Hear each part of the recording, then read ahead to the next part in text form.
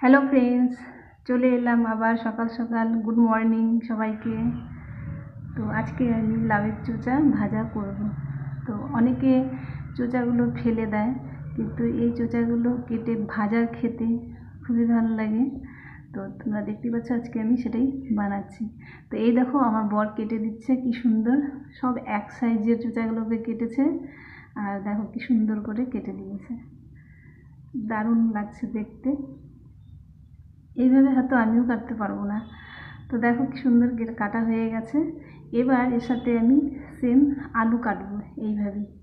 তো কাটার পর দেখতে পাচ্ছ আমি এখানে তেলের মধ্যে শুধু কালো জিরা আর কাঁচা লঙ্কা ফোড়ন দিয়ে এই আলুগুলোকে ভেজে নেব ভালো করে।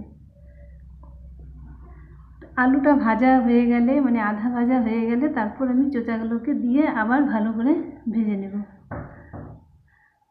এরপর আন্দাজ মতন লবণ আর হলুদ দিয়ে ভাজবো।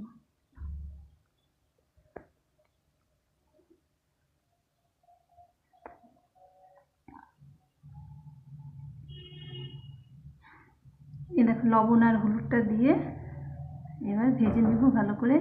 আর যদি কেউ ঝাল খেতে চায় তাহলে একটু লঙ্কার গুঁড়ো দিয়ে দেবো, তা একটু মানে আরও টেস্টি হবে, খেতে খুব ভালো লাগবে।